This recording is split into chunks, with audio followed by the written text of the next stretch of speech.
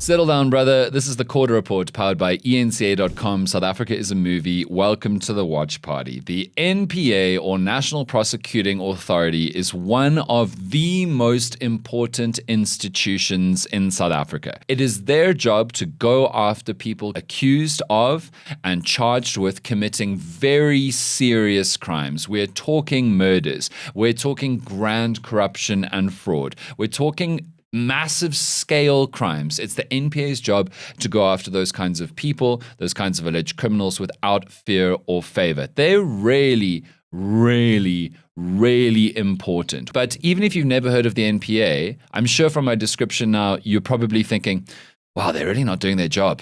Because that's not happening. No hyper-powerful people are ending up in orange overalls. And so the NPA has been a matter of hyper-argument, debate, and controversy over the last handful of years, particularly since Shamila Batohi became the head of the NPA. The National Director of Public Prosecutions is her official title. She appeared before the Ad Hoc Committee earlier this week and got absolutely grilled, lambasted, attacked, exposed by MPs from a variety of different parties over what they saw as her unwillingness to cooperate with their questions, tell them information she said that she couldn't give out about high-ranking officials in the NPA who she says are compromised, and their general failure to prosecute and successfully prosecute very, very powerful people. So let's dig into the NPA properly today. The only place to watch the full show is on enca.com. The link is in the description. If you want to give us a like and a subscribe while you're on YouTube, super helps us and basically make sure that you get to see everything that we do.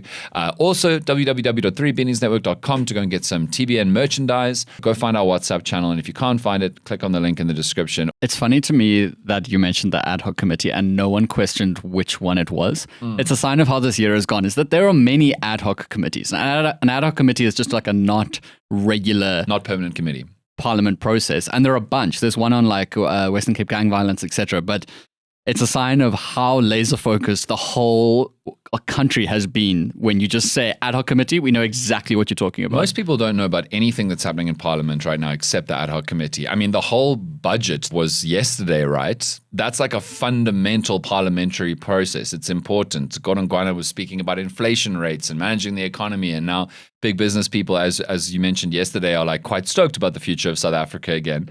Hasn't even broken through. If there was one government process that you would want focused on that wasn't the Mkhwanazi scandal, which one would it be? Sports, arts, and culture.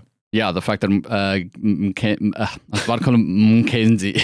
The fact that that's funny because I don't know if you've noticed two trends about the Madlanga Commission and all of the criminality investigating. They're nearly all of their names start with M, and they're nearly all bald. And Bald is united, yeah. And Mgate and Mckenzie satisfies both of those requirements. And he also just cancelled the Mkhanda National Arts Fest. No, he didn't cancel Arts Fest. He defunded it and put 8,000 jobs at risk. I think it was 3,000. Really? Yo, James. This is James's misinformation corner. I came out so strong with such high energy. And it is misinformation because you don't intend this. I do not intend this, but but disinformation. Okay, let me rephrase it this way. Mckenzie has defunded the Mkhwanazi. So he rejected the National Arts Festival's funding application for 2026 and so put 3,000 jobs at risk. As I said. Anyway. Mysterious how on today's podcast, the go back button, the rewind button is not an option. So nobody can go back and check what James, as he said. Yeah, please can no one clip what I said at the beginning of this. I'm very embarrassed now. Embarrassed. Okay, let's talk about the NPA. So the National Prosecuting Authority was one of the organizations that got fundamentally targeted, undermined, and compromised while Jacob Zuma was in power, right? Because the NPA is a threat to powerful people trying to organize massive crimes, huge-scale corruption in the country, like the Scorpions were. Now, unlike the Scorpions, the NPA couldn't just be disbanded the way that the Scorpions were, and then kind of replaced with the Hawks, who were very, very soft on everything until recently. And now it seems also have favorites, as we've heard in Madlanga, related to Katie Molefe and others. But the NPA was fundamentally defanged, declawed, like literally. So there are a bunch of problems, in my opinion, with the way that the NPA is structured. And a core problem is the NDPP, the National Director of Public Prosecutions, is selected by the president, appointed by the president, and serves on the NPA at the will of the president. That's a problem when the president is suspected and has evidence against them of committing serious crimes, right? Because they can just get rid of the head of the NPA, as we have seen in the past. They can pick a pliant head of the NPA, as Zuma did, who is going to look the other way and not investigate certain corruption, certain allegations of criminality. And so that's a fundamental structural issue. Now, I'm not saying that Shamila Batohi has been put in place to protect Ramaphosa, but it is super interesting that in her ad hoc committee appearance, Malema said, oh, but you guys aren't investigating Phala Phala, which is so clearly, if it's millions and millions of not just rands, but dollars sitting in the president's couch, like on his farm, and then having it being stolen, and then all those suspicious reports we got around whether or not that was being investigated, whether or not there were communications with the Namibian authorities, whether or not it was the president's employees who knew about it, whether it was an inside job, all that kind of stuff. And also, why is there all this money undeclared in his couch?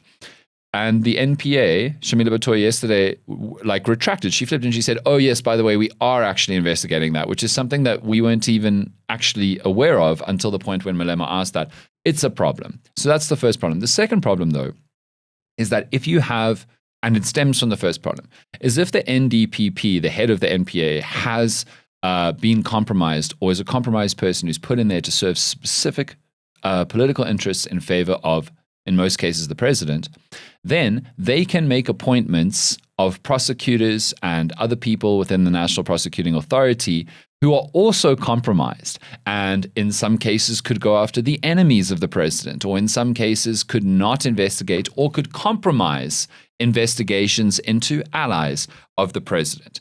And so after the huge revelations from the Zondo Commission and state capture, that was essentially where we came to. And that was the mess that Shamila Batohi walked into, is it seemed as though the NPA had been fundamentally compromised by crooked prosecutors and crooked high-ranking officials with the NPA who had been put in place to basically derail the NPA from being able to effectively do its job.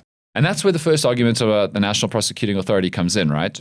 Because, not to use a Manchester United reference, actually I am, and I'm going to enjoy it. Okay, so when you start in a place that is fundamentally crooked and whacked and a problem and has been a problem for years and compromised by, let's say, bad players or inappropriate employees or individuals, the first thing you have to do is clean it up.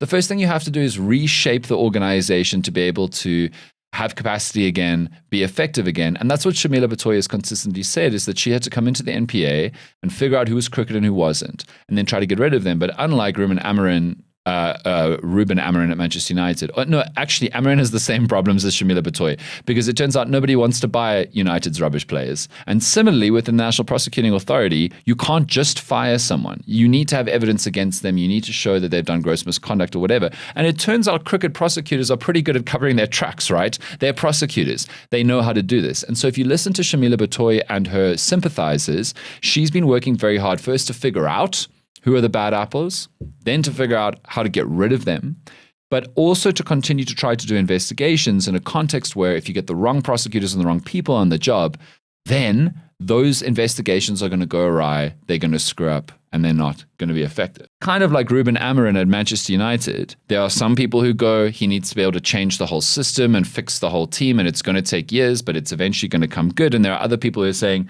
he's got one of the worst records of any Manchester United coach ever in his first, year on the job. He should have been doing better already. He should have been more effective already. And it's very similar with Shamila Batohi.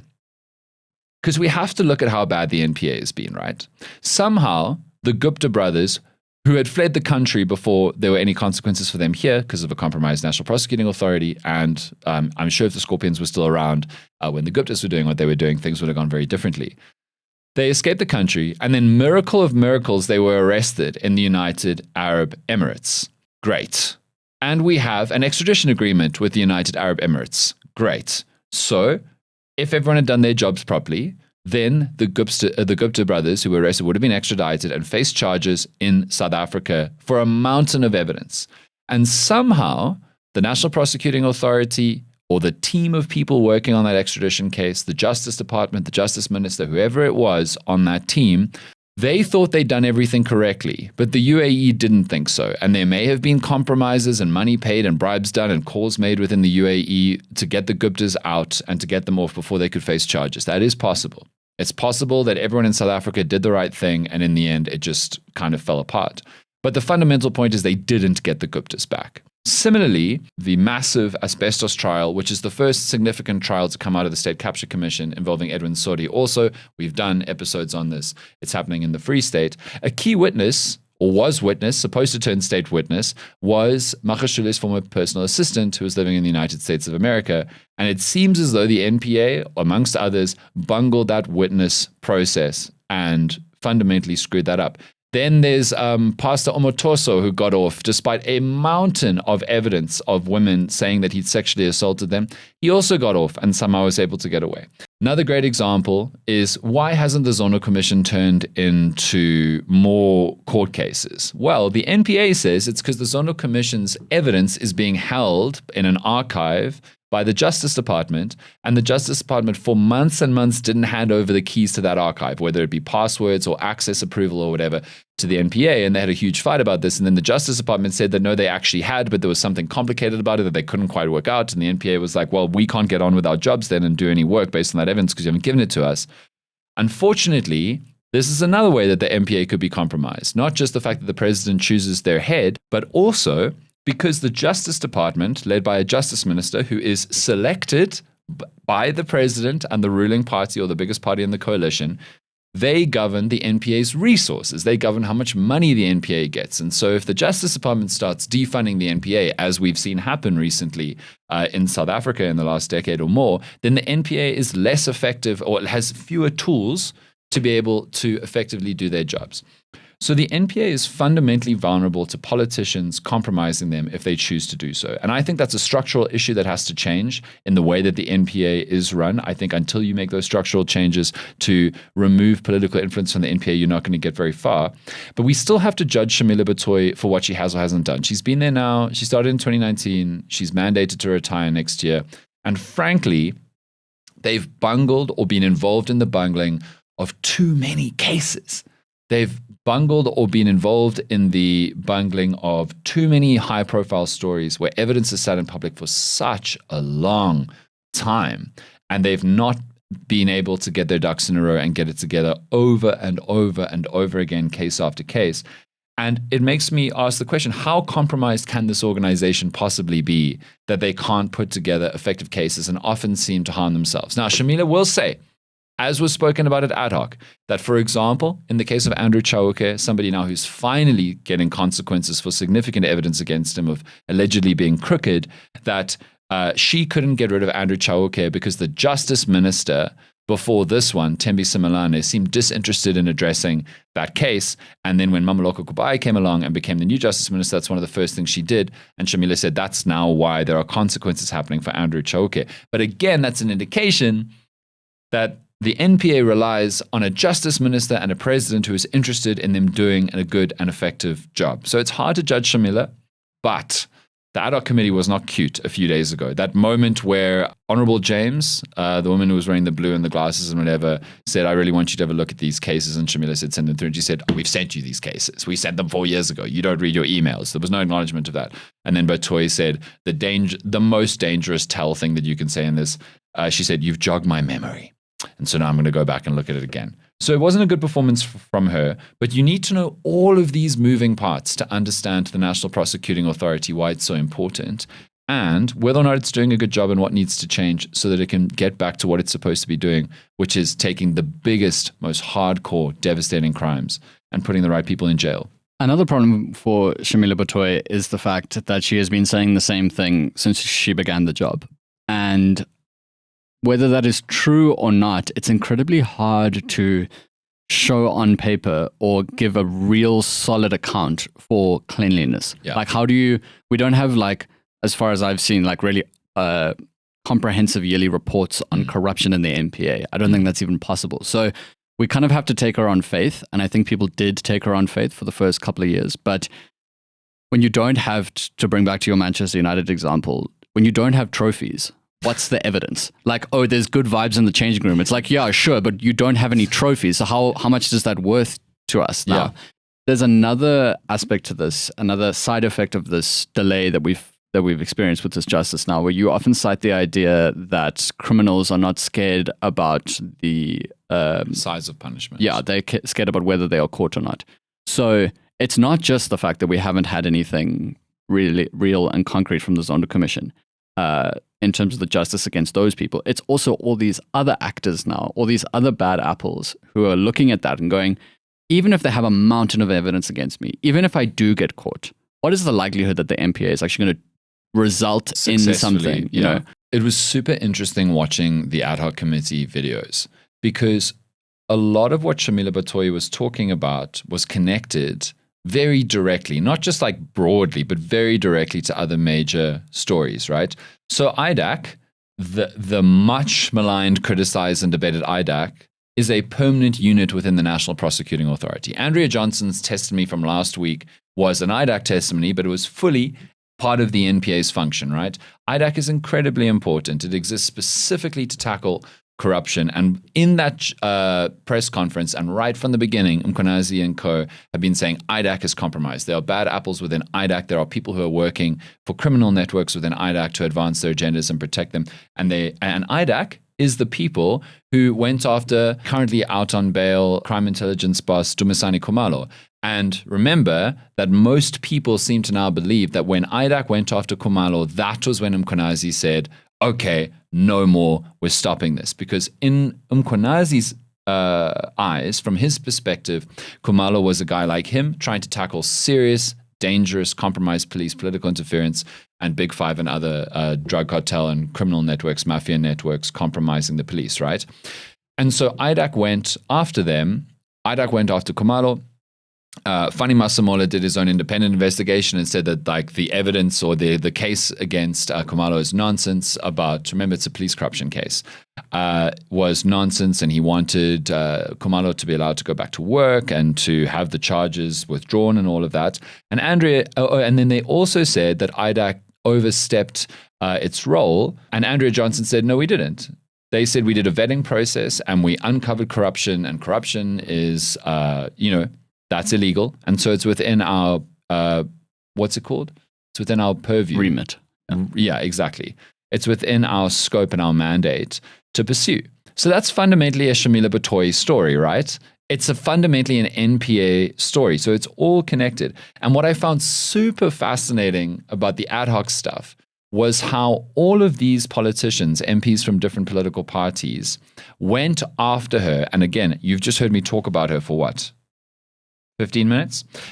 You've heard me talk about it for 15 minutes. I'm not a defender of nor a fan of Shamila Batohi.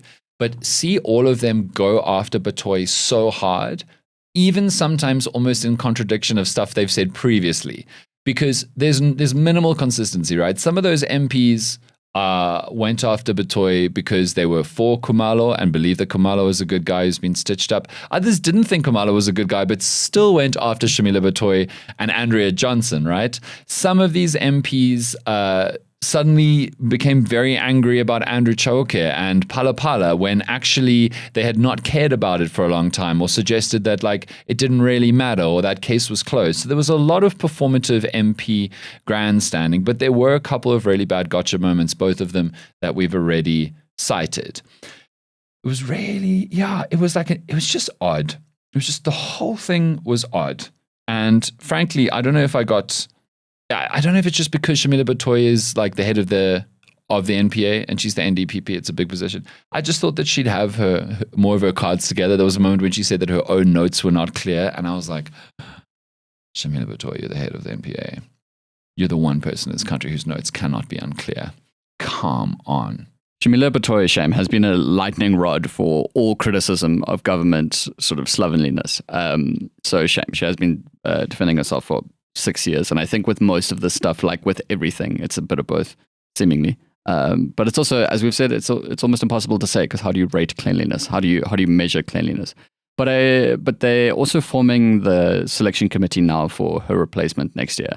And I think, we don't have any insight into who they are considering, but I just think that what we really need now is someone who has the full confidence of not only the presidency, but also of Parliament and the public. And we need someone to come in and absolutely, we need heads to roll. We need someone to come in and be like, cool, we've got 20 cases, 20 high-profile, massive cases like the asbestos scandal. I know they focus a lot on the Western Cape gang bosses and stuff like that. We need them to come in and just like whack those out, just like boom, boom, boom, boom, boom. And we need more money given to the NPA as well, because oftentimes what the NPA cites as an issue is the fact that they don't have the financial resources to hire enough prosecutors. Right. And that is just a simple, like a super basic, you give money to them and you will get more work done. Same as SARS. Yeah, same as SARS. Yeah. It's like a very simple in and out process. If I could take this moment to address the selection committee for the next head of the NPA directly. So just like on TikTok, if you're not on the selection committee for the next head of the NPA, scroll on. This video is not for you. Whoever you pick, and I'm very serious about this, what we've learned, whoever you pick, their surname has to start with an M. Okay? Has to start with an M. They can be bald. They can be balding. They can be on the way. They could have been bald and then gone to Turkey and got hair plugs like Wayne Rooney or whatever, and then come back. But like, so long as their surname starts with an M, and I want birth starts with an M. I want like your name, not your married into name. It has to start with an M, and then we'll be fine.